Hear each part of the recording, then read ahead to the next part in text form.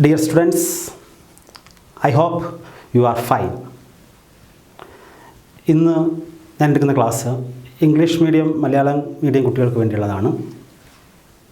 Today we are going to another important revolution of first chapter. Do you know that revolution? First upon, I give some information about that revolution. First one, that is the important revolution of 20th century. That means 1901 to 2000. That's the 20th century. And second one, that revolution conducted by the common people. That means the peasants and the working class. Just any idea? Yes, the Russian Revolution in 1917. That is the important revolution of 20th century. First upon, what are the features of Russian Revolution? We examine that revolution to prove democracy is not only the political equality but social and economic equality. That is the importance of Russian Revolution.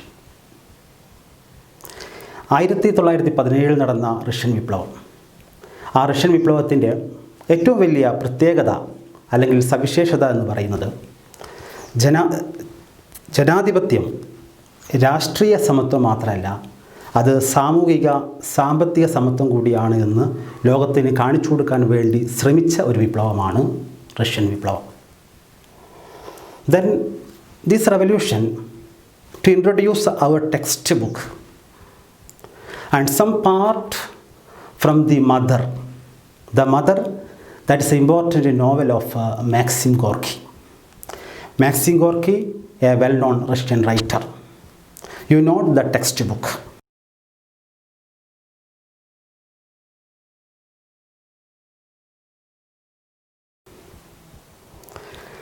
And then first one abolished the private property. And second one, everyone has to work. And third one, to add the textbook, all power of Russia under the hands of all people. They are the important information about that part. Russian വിപ്ലവം നമ്മൾ ടെക്സ്റ്റിൽ ആരംഭിക്കുന്നത് റഷ്യയിലെ ഏറ്റവും ശ്രദ്ധേയനായ ഒരു നോവലിസ്റ്റാണ് Maxim Gorky. Maxim ഗോർക്കിയുടെ mother അല്ലെങ്കിൽ അമ്മ എന്ന നോവലിൻ്റെ ചെറിയൊരു ഭാഗത്തിലൂടെയാണ് ഈ പാർട്ട് നിങ്ങളെ പരിചയപ്പെടുത്തുന്നത്. ഈ പാർട്ടിൽ നിന്നും നമ്മൾ മനസ്സിലാക്കുന്ന കാര്യങ്ങൾ, ഒന്നാമതായിട്ട് റഷ്യയിലെ സ്വകാര്യ ഉടമാവകാശം അവസാനിപ്പിക്കുക. രണ്ടാമതായിട്ട് റഷ്യയിലെ ഏതൊരാളും റഷ്യയിൽ പണിയെടുത്തിരിക്കണം. മൂന്നാമതായിട്ട് റഷ്യയുടെ രാഷ്ട്രീയ അധികാരം റഷ്യയിലെ എല്ലാ ആളുകൾക്കും വേണ്ടി ഉള്ളതായിരിക്കണം. ഈ മൂന്ന് കാര്യങ്ങളാണ് നമുക്ക് ആ പാർട്ടിൽ നിന്നും മനസ്സിലാക്കാൻ സാധിക്കുന്നത്. And then we are going to what are the social and political system of Russia before the revolution. First one, to note your textbook, and then the workers and farmers in Russia led a tragic life through the autocracy of Tsar rulers. Russia, a long period, more than 400 years, Russia under the hands of a particular dynasty. That dynasty was known as Tsar dynasty. T-S-A-R, but the pronunciation Tsar dynasty.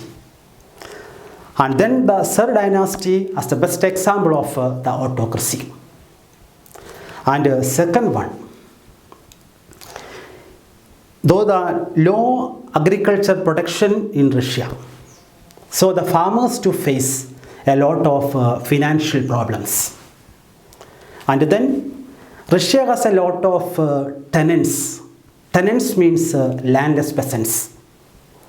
These tenants or these landless peasants to pay huge amount of tax into Russian government. And third one, and then here Russia has a lot of raw materials or rich natural resources, but the industrial production of Russia is a meager, because the all industrial sector of Russia under the hands of foreign rulers. That foreign rulers have no interest in the field of industrial production. അപ്പം വിപ്ലവത്തിന് മുൻപ് നമ്മൾ റഷ്യയുടെ രാഷ്ട്രീയ സാമൂഹിക സാമ്പത്തിക മേഖല പരിശോധിക്കുമ്പോൾ നമുക്ക് മനസ്സിലാക്കാൻ സാധിക്കുന്ന 3 കാര്യങ്ങൾ ടെസ്റ്റിൽ പറയുന്നുണ്ട്. ഒന്നാമതായിട്ട് റഷ്യയിലുള്ള തൊഴിലാളികളും അതുപോലെ തന്നെ കർഷകരും വളരെ ദുരിതപൂർണമായ ജീവിതമാണ് നടത്തിയിരുന്നത്. ഒരു നീണ്ട കാലഘട്ടമായി റഷ്യ ഭരിച്ചുകൊണ്ടിരിക്കുന്നത് സർ ചക്രവർത്തിമാരാണ്. തികഞ്ഞ ഏകാധിപതികളായിരുന്നു സർ ചക്രവർത്തിമാർ. അതുകൊണ്ട് സാധാരണ ജനങ്ങൾക്ക് ഒരുപാട് ദുരിതങ്ങളും പ്രയാസങ്ങളും ഉണ്ടായിരുന്നു. രണ്ടാമത്തെ കാര്യം എന്ന് പറയുന്നത്, റഷ്യയിൽ കാർഷിക ഉൽപ്പാദനം ആ സമയത്ത് വളരെ കുറവായിരുന്നു. കാരണം സർ ഭരണാധികാരികൾക്ക് കാർഷിക മേഖലയിൽ വലിയ താല്പര്യമൊന്നും ഉണ്ടായിരുന്നില്ല. അതുകൊണ്ട് റഷ്യയിലെ കർഷകർക്ക് ഗുരുതരമായ സാമ്പത്തിക ബുദ്ധിമുട്ടുകൾ, പ്രയാസങ്ങളുണ്ടായിരുന്നു. ഇതുകൂടാതെ റഷ്യയിലെ മഹാഭൂരിപക്ഷം വരുന്ന കർഷകരും ടെനൻസ് അല്ലെങ്കിൽ ലാൻഡ്ലെസ് പെസൻസ് ആണ്, ഭൂമിയില്ലാത്ത കർഷകർ. അവർ ഭീമമായ നികുതിയാണ് റഷ്യയിലെ ഗവൺമെൻറ്റിന് കൊടുത്തിരുന്നത്. മൂന്നാമത്തെ കാര്യം, റഷ്യയിൽ ഇഷ്ടം പോലെ നാച്ചുറൽ റിസോഴ്സസ്, പ്രകൃതി വിഭവങ്ങൾ കൊണ്ട് റഷ്യ സമ്പൽ സമൃദ്ധമാണ്. പക്ഷേ റഷ്യയുടെ ഇൻഡസ്ട്രിയൽ പ്രൊഡക്ഷൻ എന്ന് പറയുന്നത് വളരെ കുറവാണ്. കാരണം റഷ്യയിലെ ഈ ഇൻഡസ്ട്രിയൽ പ്രൊഡക്ഷനൊക്കെ തന്നെ നിയന്ത്രിച്ചിരുന്നത് വിദേശ ശക്തികളാണ്, വിദേശ ഭരണാധികാരികളാണ്. അവർക്ക് റഷ്യയിലെ ഈ ഉൽപ്പാദനത്തിലേക്ക് വലിയ ശ്രദ്ധ കൊടുത്തിരുന്നില്ല. അതുകൊണ്ട് ഉൽപ്പാദനം കുറവാണ്.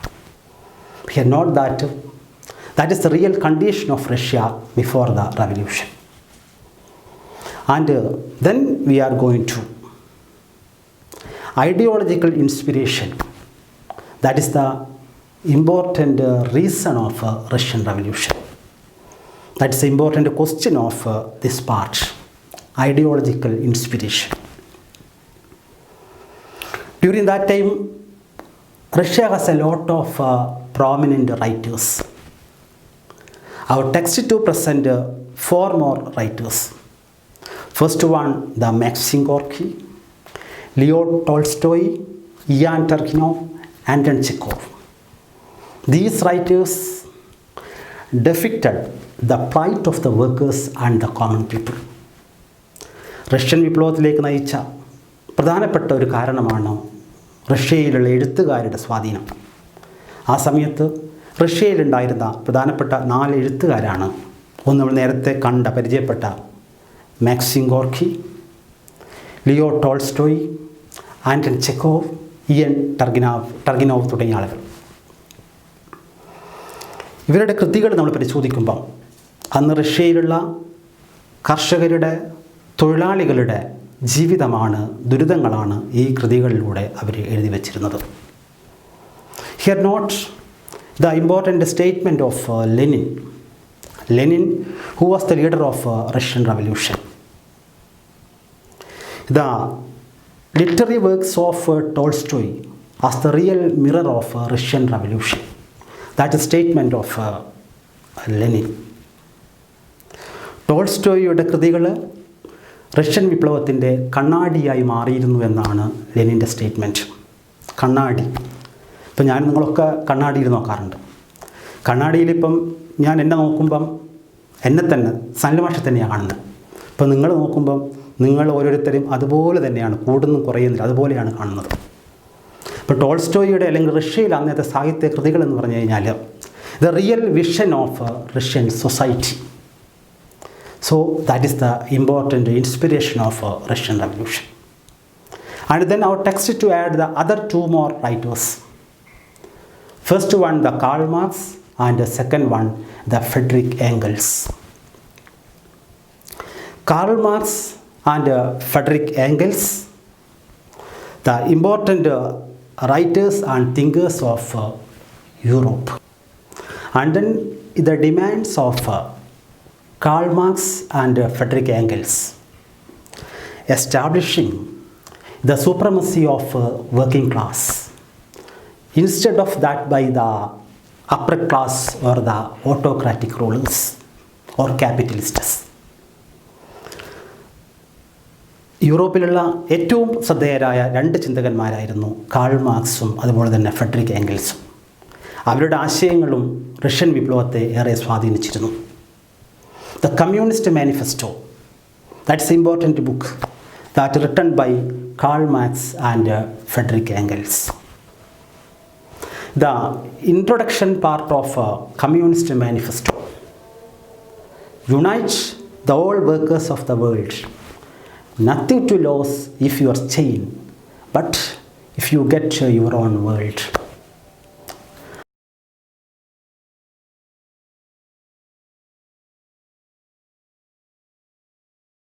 ആ ഭാഗത്തിലൂടെയാണ് കമ്മ്യൂണിസ്റ്റ് മാനിഫെസ്റ്റോ ആരംഭിക്കുന്നത്.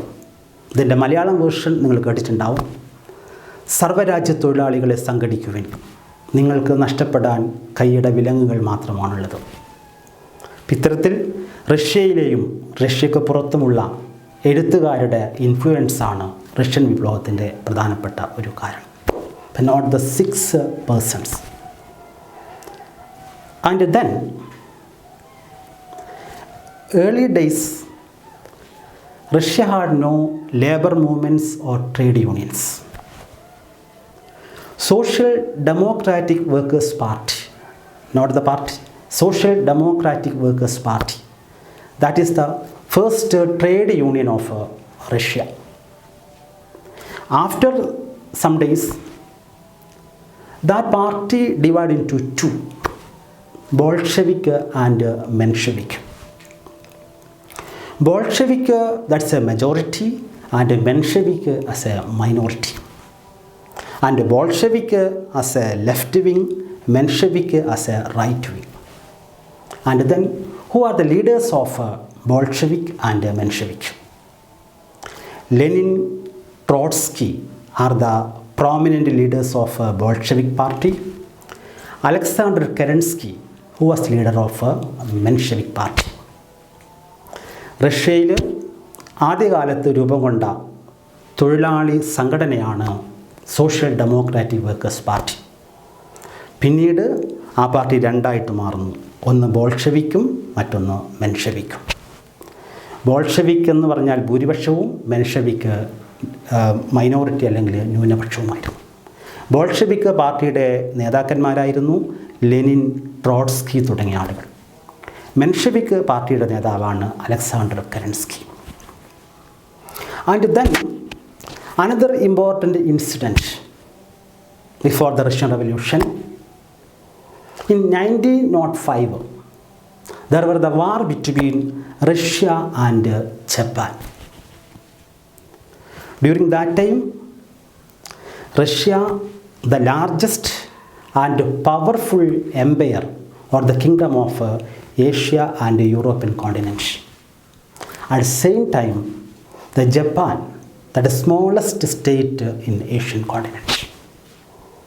But the result of that war, the largest powerful Russia completely defeated by the small Japan. That is the political shock of Russian history. That is to lead another important incident of Russia. That is known as Bloody Sunday. And then we are going to what is the Bloody Sunday. After this war, thousands of Russian workers to conduct a march into Petrograd on 9th January 1905. Moscow, that's the capital of Russia, okay? And Petrograd, that's another important city of Russia. And then the peaceful march is going on. During that time, Tsar Nicholas II, who was the king of Tsar dynasty, the peaceful strike is going on. But the reply of authorities with batons and bullets. Hundreds of demonstrators were brutally massacred on Sunday, so that is known as Bloody Sunday in Russian history. Russian വിപ്ലവത്തിന് മുൻപ് നടന്ന മറ്റു പ്രധാനപ്പെട്ട സംഭവമാണ് 1905 റഷ്യയും ജപ്പാനും തമ്മിൽ ഒരു യുദ്ധം ഉണ്ടാകുന്നു.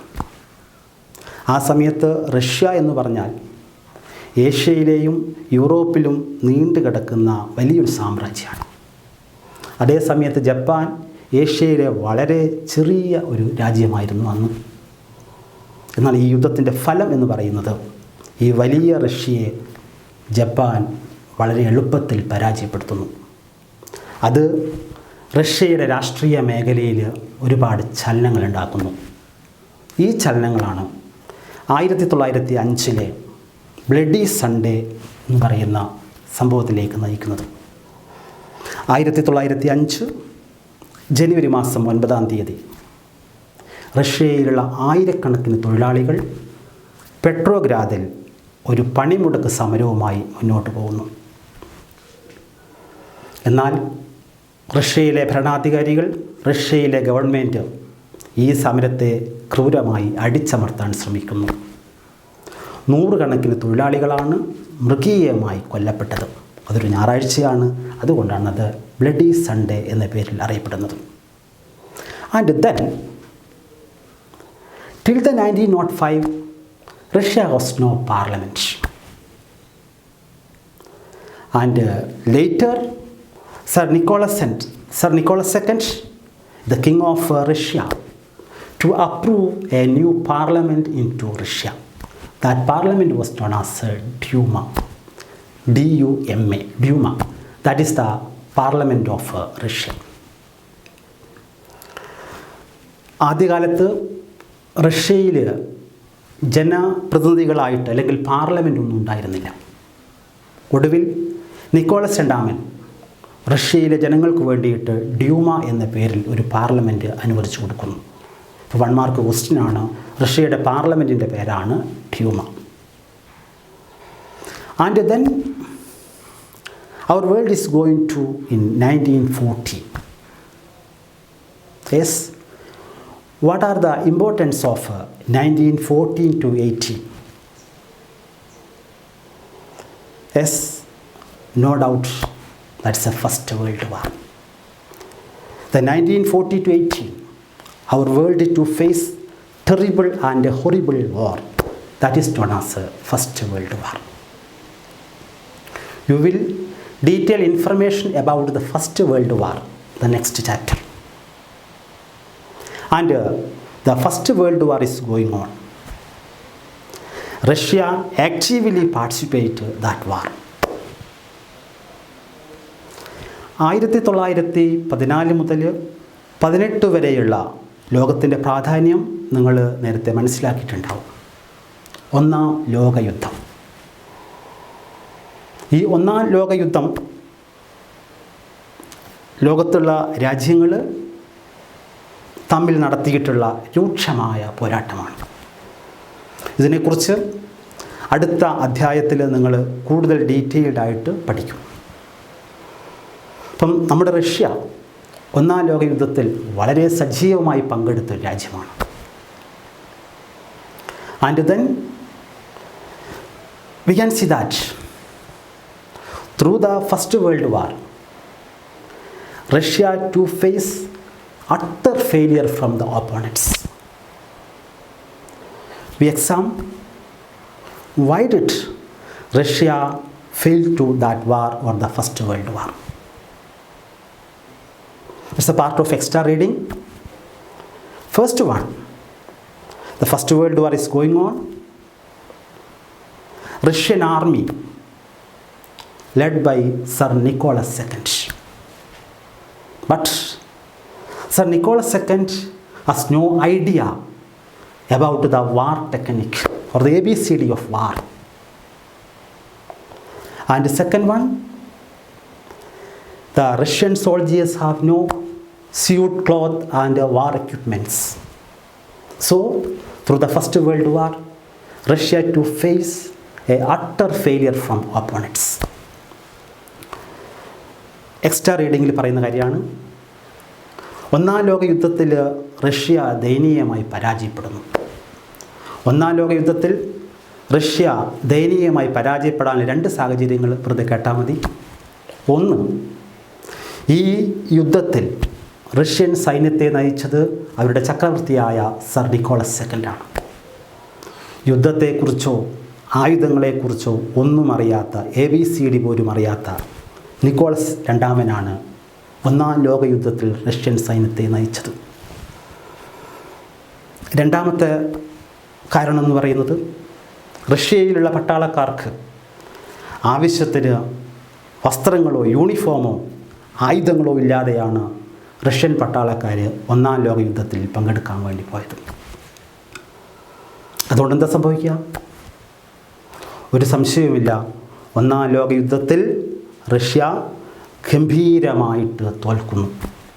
അത് റഷ്യൻ വിപ്ലവത്തിൻ്റെ ഒരു കാരണമായിട്ട് മാറുന്നു. And then Russian revolution has 2 stages. First one, March 8, 1917. That is known as March Revolution, February Revolution, otherwise the Menshevik Revolution. Why that revolution was known as February Revolution? On the base of international calendar, Russian calendar began 13 days. So the March Revolution was known as February. Russian വിപ്ലവത്തിന് 2 ഘട്ടങ്ങളാണുള്ളത്. ഒന്ന്, 1917 March 8 നടന്ന വിപ്ലവമാണ്. അത് March വിപ്ലവം എന്ന പേരിലും ഫെബ്രുവരി വിപ്ലവം എന്ന പേരിലും അതുപോലെ തന്നെ അത് മെൻഷെവിക് വിപ്ലവം എന്ന പേരിലും അറിയപ്പെടുന്നു. അപ്പോൾ ഈ മാർച്ച് 8 നടന്ന വിപ്ലവം എന്തുകൊണ്ടാണ് ഫെബ്രുവരി റവല്യൂഷൻ എന്ന പേരിൽ അറിയപ്പെടുന്നത്? ഉത്തരം വളരെ ലളിതമാണ്. ഇപ്പോൾ ഇൻ്റർനാഷണൽ കലണ്ടർ എന്ന് പറയുമ്പം ഇപ്പം ജൂൺ 27, 2020 ഇൻ്റർനാഷണൽ കലണ്ടറാണ്. ഈ കലണ്ടറുമായിട്ട് താരതമ്യം ചെയ്യുമ്പം റഷ്യയുടെ സ്വന്തം കലണ്ടർ 13 ദിവസം പിറകിലാണ്. അതുകൊണ്ടാണ് March revolution was known as February revolution. And then that's also known as Menshevik revolution. Answer very simple, that revolution conducted by Menshevik party. And then we are going to the Menshevik or the March Revolution. March 8, 1917. Thousands of women in Petrograd to conducted a long march, clamoring for bread or food. That march is going on. The working class and others to join that strike. At that moment, Sir Nicholas II sent a strong army into Petrograd.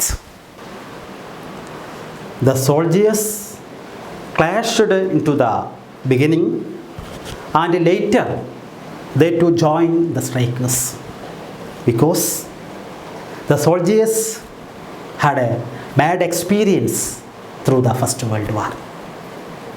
And finally, the Menshevik party to capture the political power from the hands of Tsar Nicholas II.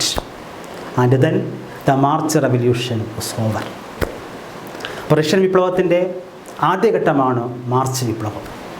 1917 March 8 റഷ്യയിൽ ആയിരക്കണക്കിന് സ്ത്രീകൾ ഒരു സമരവുമായി മുന്നോട്ട് പോകുന്നു. ക്ലാമറിങ് four bread, ഭക്ഷണത്തിന് വേണ്ടി, റൊട്ടിക്ക് വേണ്ടിയിട്ടാണ് ആ സ്ത്രീകൾ സമരം നടത്തിയത്. എന്നാൽ കുറച്ച് സമയം കഴിഞ്ഞപ്പോൾ റഷ്യയിലുള്ള സാധാരണക്കാരായ തൊഴിലാളികളും കർഷകരും ഈ സമരത്തിൻ്റെ കൂടെ, ഈ മാർച്ചിൻ്റെ കൂടെ ചേരുന്നു. തുടർന്ന് നിക്കോളസ് രണ്ടാമൻ, റഷ്യയുടെ ചക്രവർത്തി, പട്ടാളത്തെ ഈ മാർച്ച് തകർക്കാൻ വേണ്ടി അയക്കുന്നു. തുടക്കത്തിൽ പട്ടാളക്കാർ ഈ മാർച്ചിനെ അടിച്ചമർത്താൻ ശ്രമിക്കുന്നു. എന്നാൽ പിന്നീട് ഈ പട്ടാളക്കാരും കൂടി സമരക്കാരുടെ കൂടെ ചേരുന്നു. കാരണം ഒന്നാം ലോക യുദ്ധത്തിൽ റഷ്യൻ പട്ടാളക്കാർക്ക് അനുഭവിക്കേണ്ടി വന്നത് അത്രമാത്രം ദുരിതങ്ങളാണ്. ഒടുവിൽ സർ നിക്കോളസ് രണ്ടാമനിൽ നിന്നും റഷ്യയിലുള്ള മെൻഷെവിക് പാർട്ടി അധികാരം പിടിച്ചെടുക്കുന്നു. അതോടുകൂടിയിട്ട് ഒന്നാമത്തെ വിപ്ലവം അല്ലെങ്കിൽ മാർച്ച് വിപ്ലവം ഇവിടെ അവസാനിക്കുന്നു. ഈ വിപ്ലവം നടത്തിയത് മെൻഷെവിക് പാർട്ടിയാണ്.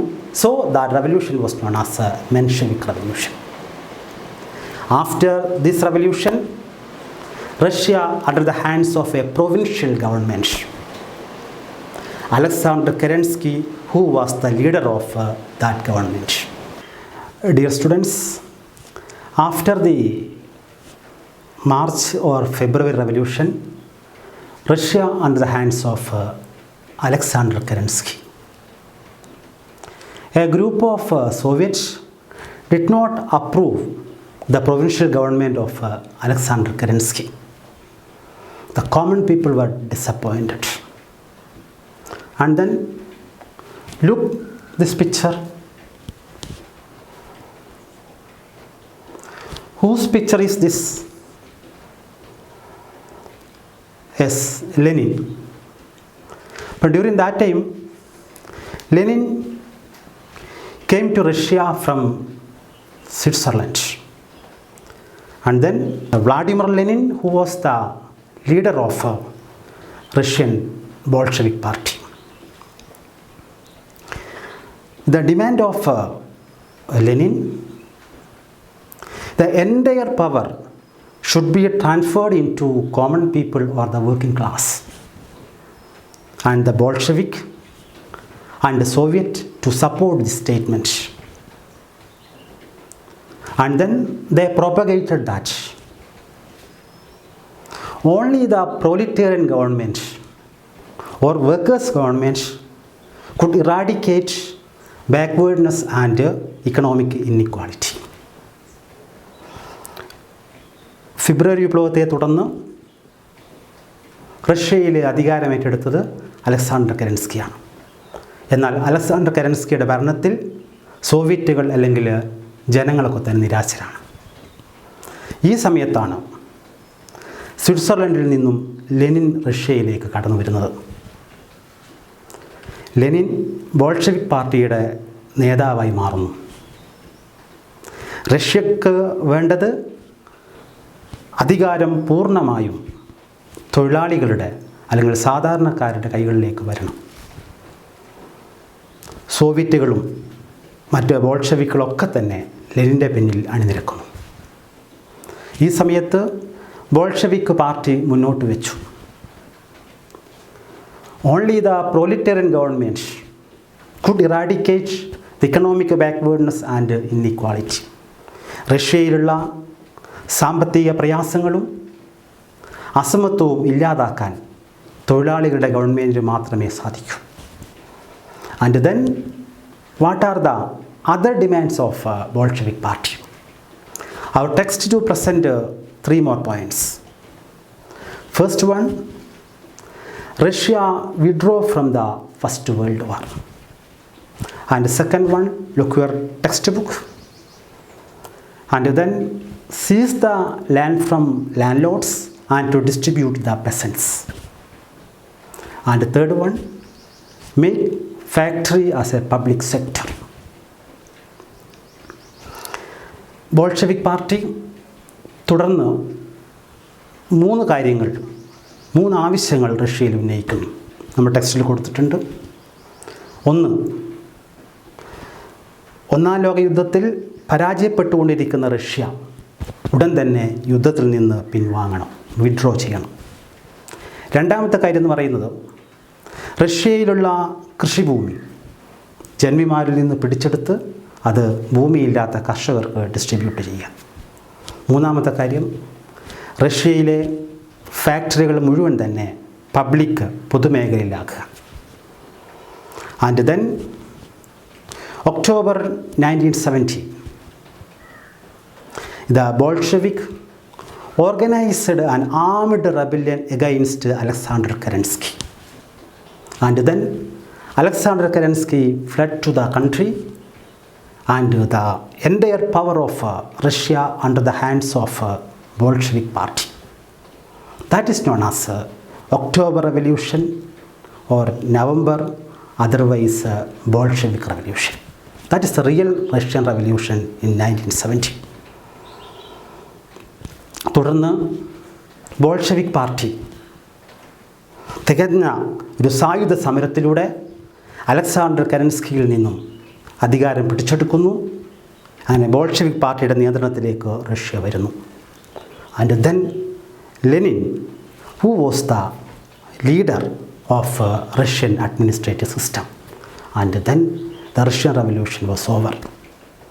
യഥാർത്ഥ റഷ്യൻ വിപ്ലവം എന്ന് പറയുന്നത് 1917 ഈ ഒക്ടോബർ മാസം നടന്ന വിപ്ലവമാണ്. ഈ വിപ്ലവം നവംബർ വിപ്ലവം എന്ന പേരിലും അതോടൊപ്പം ബോൾഷെവിക് വിപ്ലവം എന്ന പേരിലും അറിയപ്പെടുന്നു. കാരണം നിങ്ങൾക്കറിയാം, ഈ വിപ്ലവം സംഘടിപ്പിച്ചത് ബോൾഷെവിക് പാർട്ടിയാണ്. അതുകൊണ്ട് ഇത് ബോൾഷെവിക് റവല്യൂഷൻ. റഷ്യൻ കലണ്ടർ പ്രകാരം ഇത് നവംബർ മാസം നടക്കുന്നു. അതുകൊണ്ട് ഇത് November revolution. And then we are going to the last part of this topic. What are the result of Russian Revolution? The very important question of this chapter. Russian വിപ്ലവത്തിൻ്റെ പ്രധാനപ്പെട്ട ഫലങ്ങൾ എന്തൊക്കെയാണ്? Note the points. And first one, Russia withdrew from the First World War. And second one, seized out the land from landlords and to distribute to the peasants. And the third one, gave the importance of public sector. And fourth one, introduced the centralized planning. And next one, to achieve in the field of science, technology and economy. Next point, our textbook. And then to implement a new constitution in Russia in 1924. And next one, here the formation of USSR, Union of Soviet Socialist Republic. And last one, the socialist or communist ideology spread all over the world. Russian വിപ്ലവത്തിൻ്റെ പ്രധാനപ്പെട്ട ഫലങ്ങൾ ഇതൊക്കെയാണ്. ഒന്നാമതായിട്ട്, Lenin അധികാരമേറ്റെടുത്ത ഉടനെ ഒന്നാം ലോക യുദ്ധത്തിൽ നിന്നും റഷ്യ പിന്മാറുന്നു. രണ്ടാമതായിട്ട്, ജന്മിമാരിൽ നിന്നും ഭൂമി പിടിച്ചെടുക്കുകയും അത് കർഷകർക്ക് വിതരണം ചെയ്യുന്നു. മൂന്നാമതായിട്ട്, റഷ്യയുടെ ഫാക്ടറിയും എല്ലാ മേഖലയും പൊതുമേഖലയുടെ കീഴിലാക്കി മാറ്റുന്നു. Public sector and private sector. Private sector has only one aim. What is this? Yes, to increase the maximum profit. At the same time, the basic aim of public sector to increase the living standard or the living condition of the people. That's the aim of public sector. പൊതുമേഖല എന്ന് പറഞ്ഞു കഴിഞ്ഞാൽ ജനങ്ങളുടെ ജീവിത നിലവാരം ഉയർത്തുക, അതിനാണ് കൂടുതൽ പ്രാധാന്യം കൊടുക്കുന്നത്. അതേസമയം സ്വകാര്യ മേഖല കൂടുതൽ ലാഭം വർദ്ധിപ്പിക്കുക എന്നുള്ളതിലേക്ക് മാത്രമാണ്. അടുത്ത ഒരു ഫലം എന്ന് പറയുന്നത്, റഷ്യയിൽ മുഴുവൻ ഏകീകൃതമായ ഒരു ഭരണ സംവിധാനം കൊണ്ടുവരുന്നു. കൂടാതെ റഷ്യയിൽ to achieve in the field of science, technology and economy, സയൻസിലും ടെക്നോളജിയിലും ഇക്കോണമിയിലും വലിയ മാറ്റങ്ങൾ ഉണ്ടാകുന്നു. What is economy? Yes, any idea the economy? Anandu, you stand up, sit down, stand up, sit down. അപ്പോൾ അനന്തു ഇപ്പോൾ ഞാൻ പറഞ്ഞപ്പോൾ എഴുന്നേൽക്കുന്നു, ഇരിക്കുന്നു, എഴുന്നേൽക്കുന്നു. എന്തുകൊണ്ടാണ്? സർ മാഷ് പറഞ്ഞതുകൊണ്ടാണ്. അതുമാത്രമല്ല, അനന്തുവിന് എന്തുണ്ട്? ബാക്ക് ബോൺ, നട്ടെല്ലുണ്ട്. Economy, that is the backbone of any state or any country. ഏതൊരു രാജ്യത്തിൻ്റെയും ബാക്ക് ബോണാണ് ആ രാജ്യത്തിൻ്റെ ഇക്കോണമി എന്ന് പറയുന്നത്. അപ്പം ഇക്കോണമിയിൽ മാറ്റം ഉണ്ടാക്കുക, സയൻസിൽ മാറ്റം ഉണ്ടാക്കുക, ടെക്നോളജിയിൽ ഒരുപാട് നേട്ടങ്ങൾ ഉണ്ടാക്കുക, അത് റഷ്യൻ വിപ്ലവത്തിൻ്റെ ഒരു ഫലമാണ്. മറ്റൊന്ന്, റഷ്യയിൽ 1924 കൂടിയിട്ട് ഒരു പുതിയ കോൺസ്റ്റിറ്റ്യൂഷൻ രൂപം കൊള്ളുന്നു. അതോടൊപ്പം തന്നെ union of Soviet socialist republic USSR എന്ന് പറയുന്ന യൂണിയൻ രൂപം കൊള്ളുന്നു.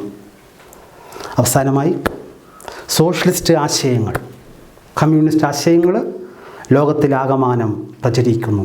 അതും റഷ്യൻ വിപ്ലവത്തിൻ്റെ ഫലങ്ങളാണ്. ഡിയർ സ്റ്റുഡൻസ്, ഇതോടുകൂടി റഷ്യൻ വിപ്ലവം ഇവിടെ അവസാനിക്കുന്നു. താങ്ക്സ്.